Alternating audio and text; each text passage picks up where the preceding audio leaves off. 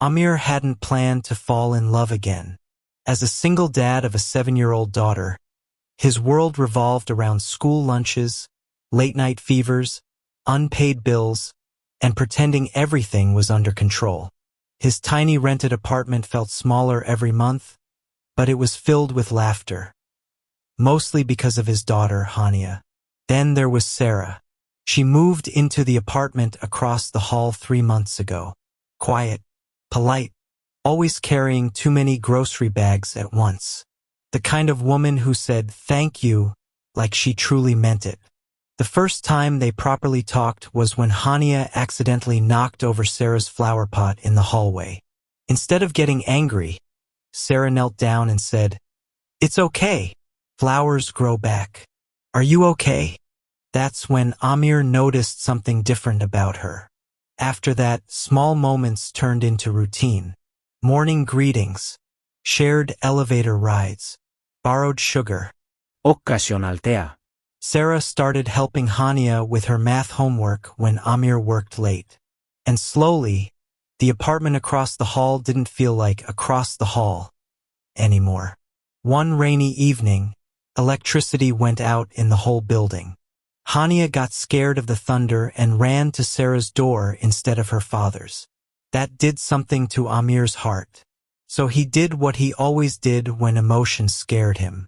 He made a joke. They were sitting in his living room, candles flickering, rain tapping against the window, Hania asleep on Sarah's lap. "You know," Amir chuckled nervously, "at this point you should just move in with us. Save electricity bills." He expected her to laugh. She didn't. Sarah slowly looked up at him. Her eyes weren't playful. They were searching. "Are you joking?" she asked softly. "Or are you scared to mean it?" The room went silent. Amir felt his heartbeat in his throat. He tried to laugh again. "Ari, I was just..." But she didn't let him finish. "If I moved in, would I just be someone helping with your daughter?" she continued. "Or would I be your partner?" That question hit harder than thunder outside. Because for the first time, Amir realized something terrifying. He didn't just want help. He wanted her. But wanting meant risking. Risking rejection. Risking losing the comfortable friendship they had built.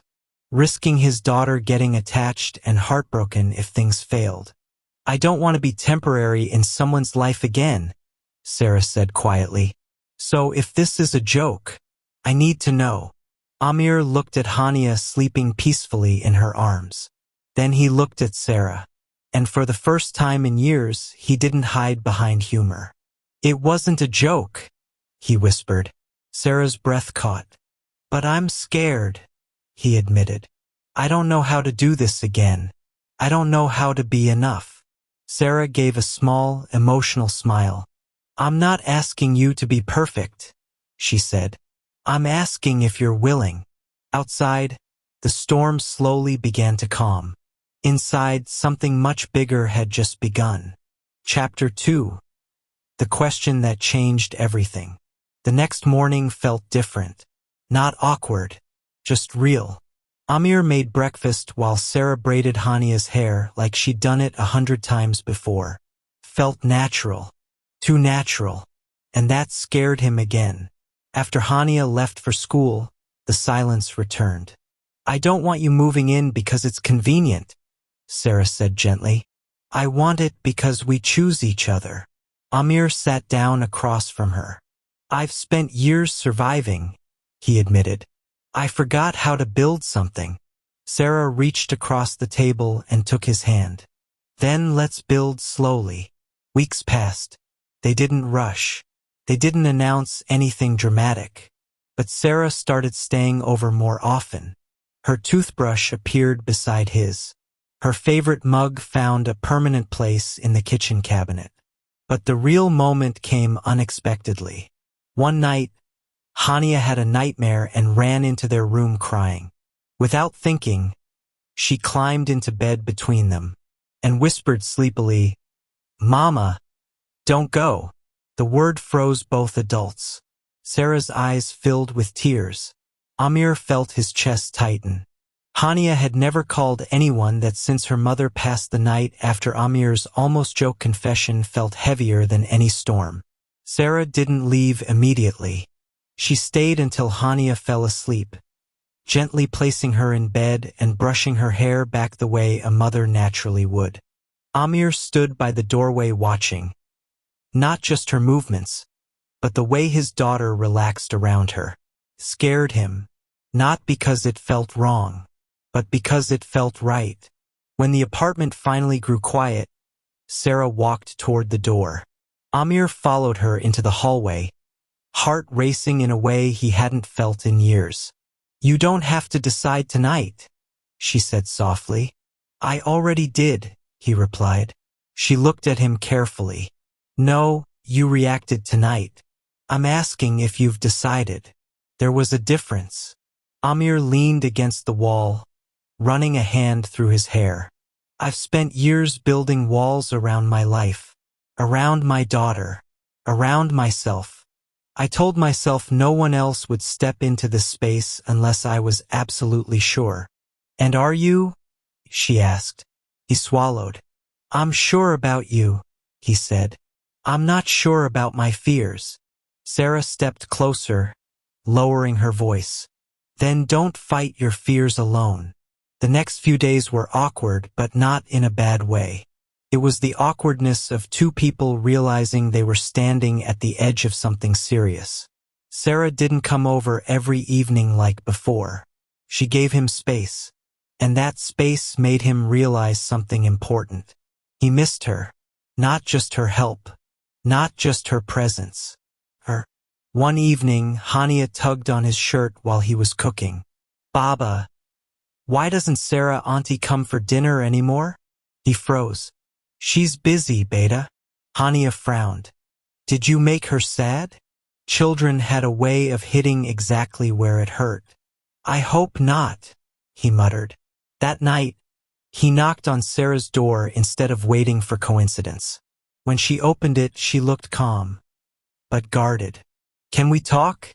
he asked. She nodded and stepped aside. Her apartment felt unfamiliar now, like he was the guest. "I don't want you thinking I was playing with your feelings," he began. "When I said move in, it came out as a joke because that's what I do when I'm scared." Sarah folded her arms gently. "Scared of what?" "Losing someone again," he answered honestly. "Or worse, letting my daughter lose someone." Her expression softened instantly. "I would never walk into her life unless I planned to stay," she said. The certainty in her voice shook him. "Then why step back these last few days?" he asked. "Because," she said quietly, "I needed to know you wanted me, not just what I bring." Silence stretched between them. Amir took a slow breath. "I want you when Hania isn't around," he said. "I want you when things aren't convenient. I want you when it's messy and loud and hard." Sarah's eyes filled slightly. "And if one day it doesn't work," she whispered, "then we face it like adults," he said. "Not like strangers." For the first time since that stormy night, she smiled fully. A week later, something unexpected happened. Hania came home from school with a drawing. It was a picture of 3 stick figures holding hands. "Look, Baba," she beamed. "It's us." Amir crouched down. "Us," she pointed. "You, me, and Sarah." His throat tightened. That evening, Sarah came over for dinner. There was no dramatic speech, no grand announcement. Just small, steady steps. After Hania fell asleep on the couch mid-movie, Sarah gently placed a blanket over her. When she turned around, Amir was watching her again. "You know," he said softly, "you never answered my question." "What question?" "If you moved in, would you stay?" Sarah walked toward him slowly. "I don't move into places," she said. "I build homes." His heart pounded. "And if I ask you again?" he whispered. "This time," she replied, stepping close enough that he could feel her breath. Don't make it sound like a joke. Amir held her gaze. No smile to hide behind. No humor to protect him. Sarah, he said steadily. Move in with me. A long pause. Then she asked the same question that had started everything. Are you scared? He nodded. She reached for his hand. Good, she said. That means it matters.